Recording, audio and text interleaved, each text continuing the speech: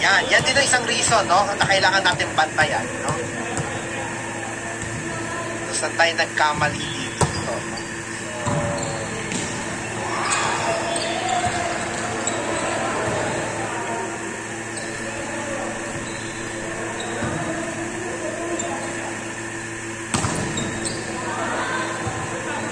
Okay. Inlet offset tayo na 0.85. Ito naman, inlet offset ng 0.5. Dapat 0.5 dito. Check natin, ha? That's something that we need to be very careful at, no? Mukhang next time, papahuli ko na to, ha?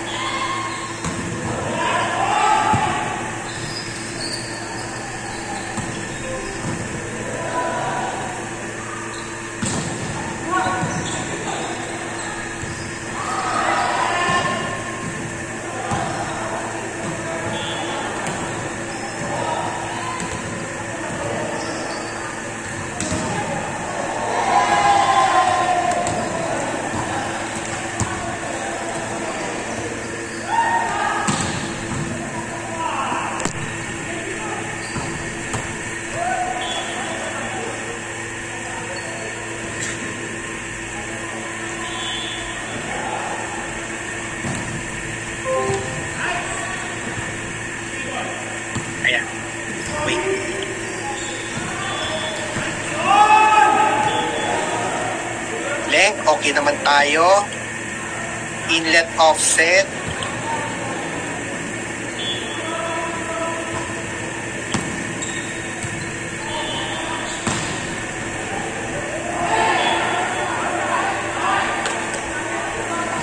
Inlet offset and outlet offset.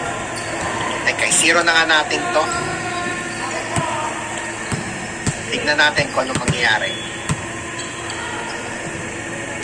Kasi kailangan maging consistent tayo with respect to the elevation difference, ha? Otherwise, ayun, no?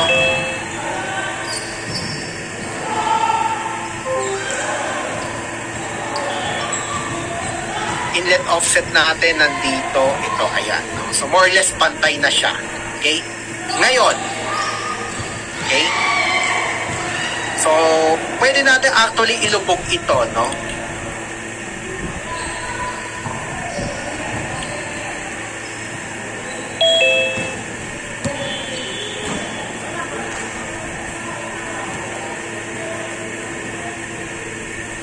Distance from invert to ground surface, sige nga.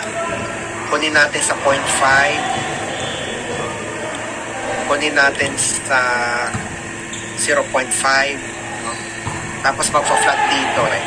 Tignan natin yung path, ha?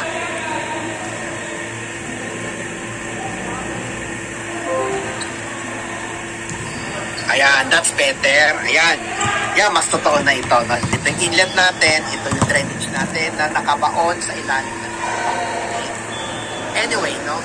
So, tandaan po natin, ang nilagay natin na diameter ng circular pipe natin is 0.3. Okay? Meron naman po nabibili kasi na 30 cm na diameter ng pipe, di ba? Pero, no, pag tayo nagde-design ng conduit, no, before we look into that, no, the first thing na gagawin natin, supposed to be ay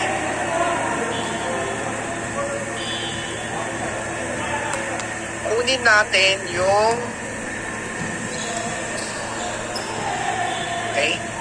kunin natin yung equation ng rational bed.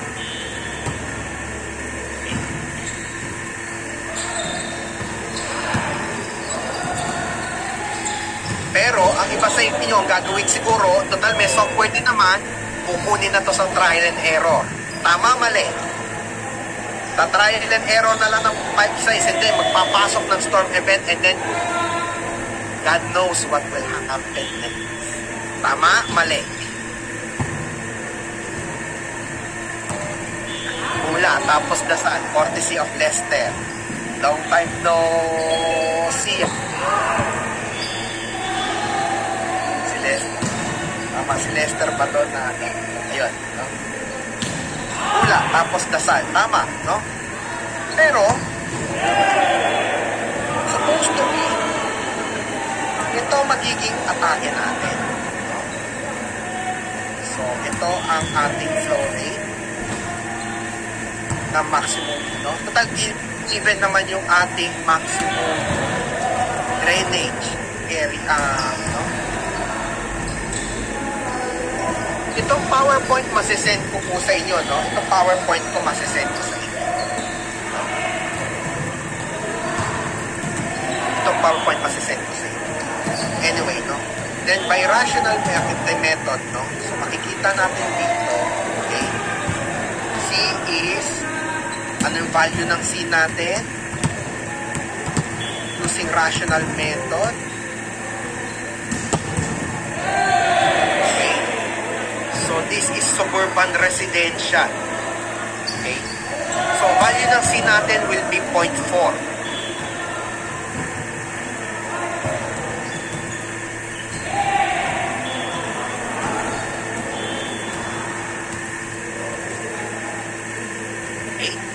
Then, area natin, ang rainfall intensity natin, yan, no? Is 127 mm per hour. No? Sir, saan po nang galing yung 127 mm per hour? Given po yan, no? Pwede nyo rin kunin sa Pag-asa yan, ha? Kung may, o kaya sa DPWH, meron silang mga intensity duration frequency curve doon. No? Meron silang doon. Pwede nyo rin hingiin yan doon. Or kung wala kayo makuha, o kaya gusto nyo balikan yung hydrology po ninyo, o kaya gusto nyo pag-practicean yung seminar natin na rainfall quantification, pwede kayong kumuha ng raw rainfall data. Okay. Then, area is, okay, so ano yung area natin dito sa umpisa? 0.13 hectares. So, dalawang po yan, ha?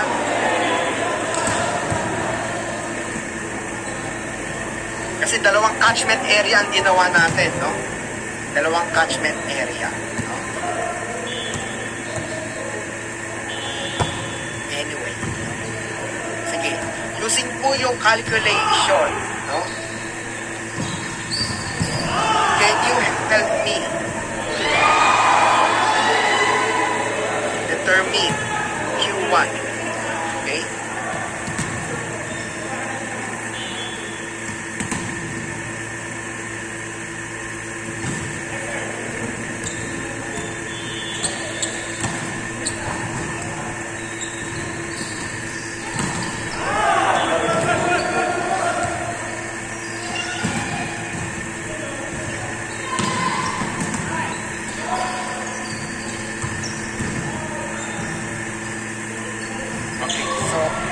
Saan ito? Isa 0.13? Isa 0.13 ba ito? Yung 1.84 cubic meters per second?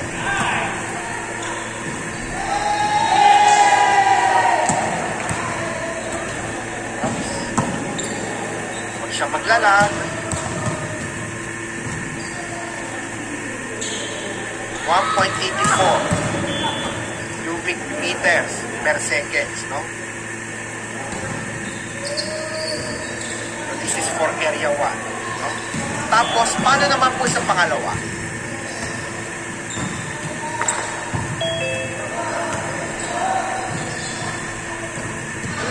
Sa second naman po, yung 0.23 hectares.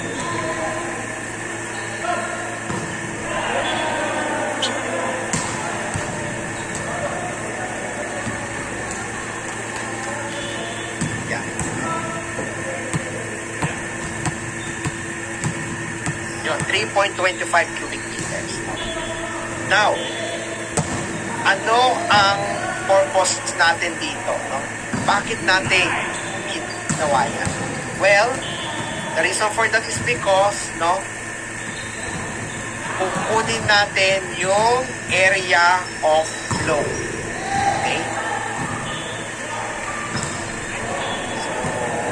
So, Diyan natin malalaman kung yung trial section natin na 0.3 meter diameter ng pipe, na drainage pipe, reinforced concrete pipe, umubra ba talaga o hindi? Okay? So,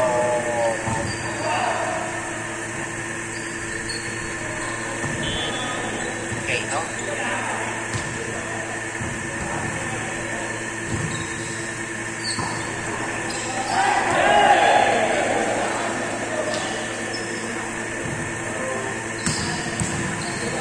So, kung Q sub 1 is equals to 1.85, okay, cubic meters per second.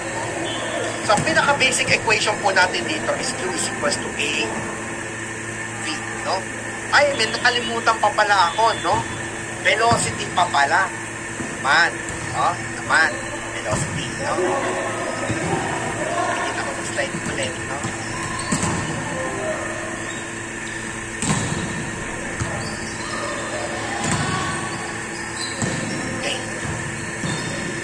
So, ano ang formula natin ng velocity T?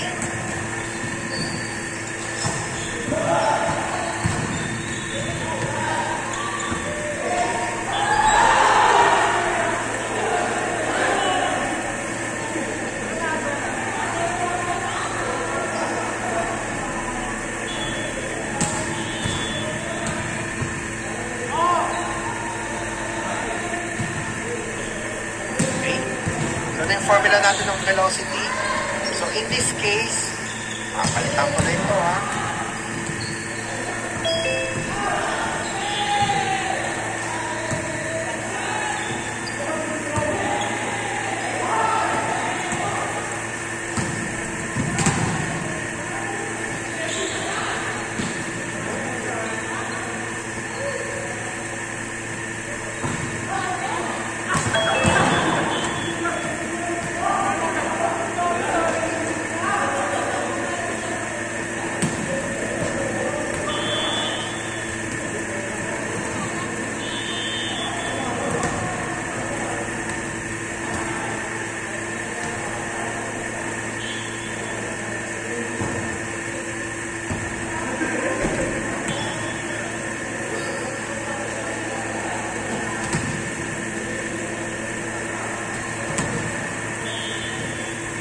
Okay.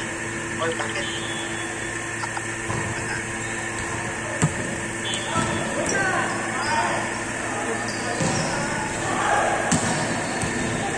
Yan. Okay. Hydraulic radius is equals to area over the wetted perimeter.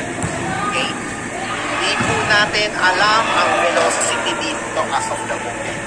Pero, no? Alam natin na ang area ay pwede po natin ibagsak in terms of diameter.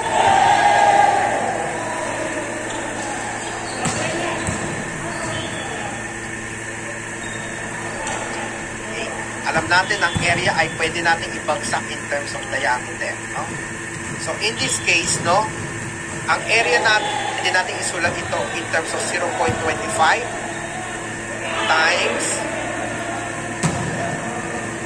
pi times d squared. No?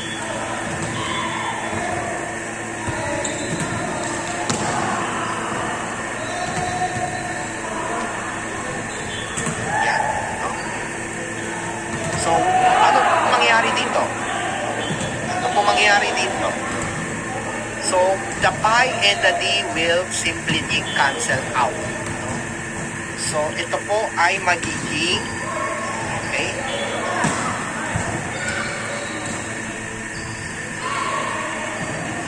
actually, ito yung first webinar na kung saan sinagat ko po ito.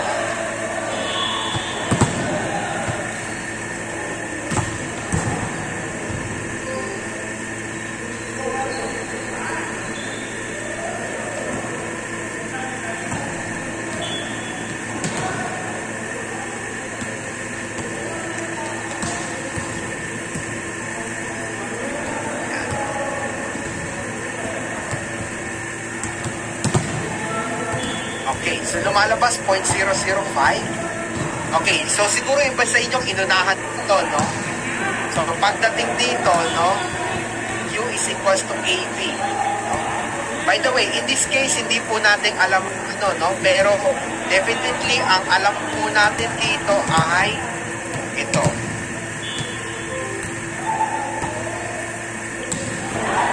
Ay, ilipat ko na lang.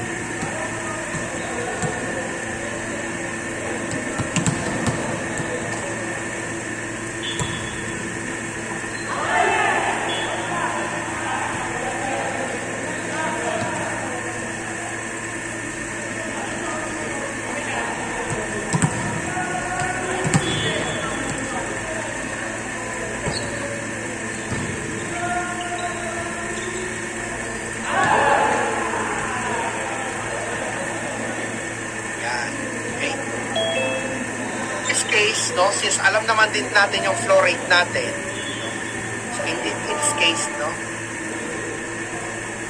teka, did I miss something dito? Cancel yung pi, cancel yung isang dt, so 1/12, ayan, no?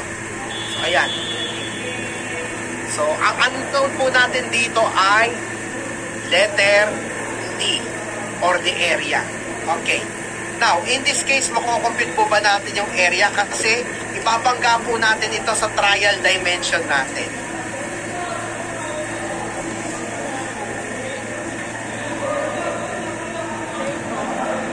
Babangga